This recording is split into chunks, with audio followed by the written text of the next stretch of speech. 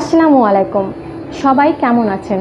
আশা করি আল্লাহর রহমতে সবাই ভালো আছেন। আমি আজ আরেকটি নতুন ভিডিও নিয়ে চলে এসেছি।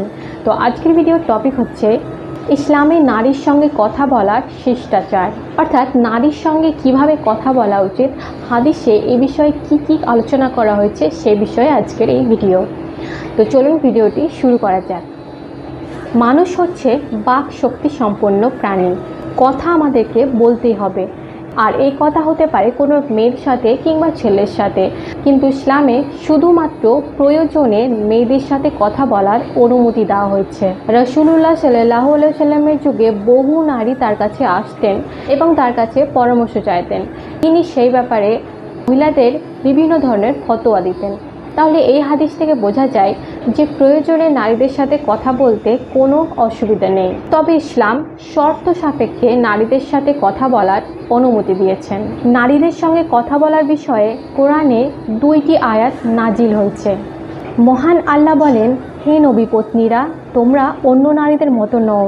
যদি তোমরা আল্লাহকে ভয় করো তাহলে পরপুরুষের সঙ্গে এমনভাবে কথা বলো না যাতে অন্তরে যার ব্যাধি আছে সে প্রলুব্ধ হয়, আর তোমরা ন্যায়সঙ্গত কথা বলবে।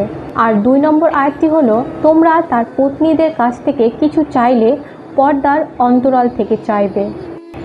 এই 2টি আয়াত ও বিভিন্ন হাদিসের আলোকে ইসলামিক স্কলাররা নারীদের সঙ্গে কথা বলার কয়েকটি শর্ত আরোপ করেছেন। সেইগুলি হলো, নির্জনে পরনারীর সঙ্গে কথা বলবে না, কথা বলার ক্ষেত্রে বৈধতার সীমারেখা অতিক্রম করবে না, অশ্লীল বা উত্তেজক কোনো কথা বলবে না, এবং নারীদের ক্ষেত্রে এসেছে মোহগ্রস্ত করার লক্ষ্যে নরম স্বরে কথা বলবে না। নারী পূর্ণ পর্দার ভেতর থেকে কথা বলবে, প্রয়োজন অতিরিক্ত কথা বলবে না, কাউকে আহত করে কোনো কথা বলবে না, ন্যায়সঙ্গত ও উত্তম কথা বলবে। তাহলে নারীদের সঙ্গে কথা বলার ক্ষেত্রে পুরুষদেরকে এই কয়েকটি বিষয়কে লক্ষ্য রাখতে হবে। তাহলে আজকের ছোট্ট ভিডিও এই পর্যন্তই।